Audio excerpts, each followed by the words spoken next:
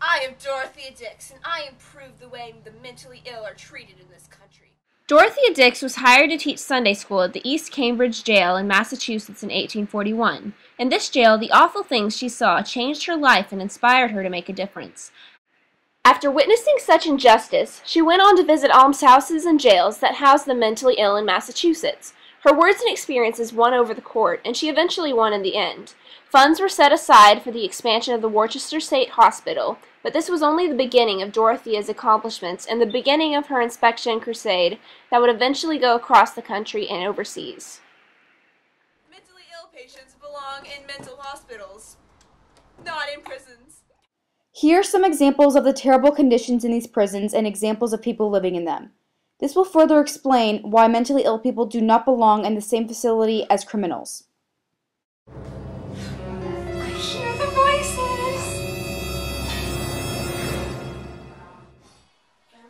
Hi, Frank. Frank, do you want to play cards? Why do I always lose cards? Oh boy, I'm all tied up again. He had it coming, he had it coming, he only had himself to blame. If you'd have been there, if you'd have seen it, I bet you would have done the same. Lip ships.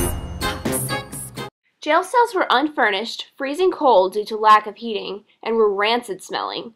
Prostitutes, drunkards, criminals, and the mentally ill were all crowded together in these terrible conditions, men, women, and children alike. Often these people were in chains. Look, it's an unfurnished room. It smells horrible in here. Oh, it's cold in here. How despicable. There is no heating in here. I'm going to write a letter to the Massachusetts legislature to stop this madness. I have more influence on the state legislature because I'm friends with the governor. So then she went on her inspecting crusade and eventually covered every state east of the Rocky Mountains.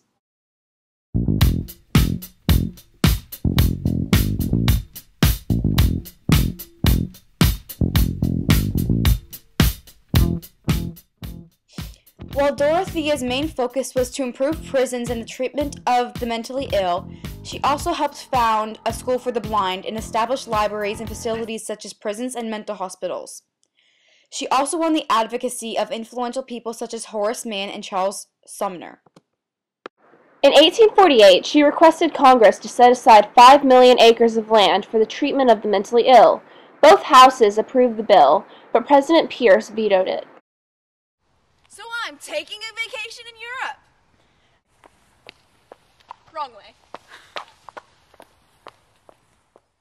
But Dorothea didn't rest for long. She continued inspecting facilities in Europe and ended up making a huge impact on prison reform and changed the way mentally ill people were regarded in 13 European countries.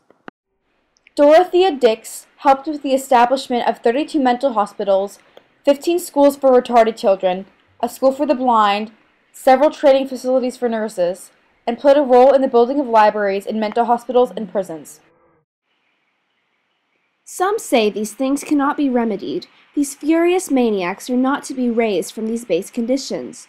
I know they are. I could give many examples. One such is a young woman who was for years a raging maniac, chained in a cage and whipped to control her actions and words. She was helped by a husband and wife who agreed to care for her in their home, and slowly she recovered her senses. I'm beautiful in my way, 'cause I make no mistakes. I'm on the right track, baby. I was born this way. Don't hurt yourself and regret. Just love yourself instead. I'm on the right track, baby. I was born this way. There ain't no other way, baby. Wait, let's be friends. Frank's my only friend. I'm Dorothea Dix, and I approve this message.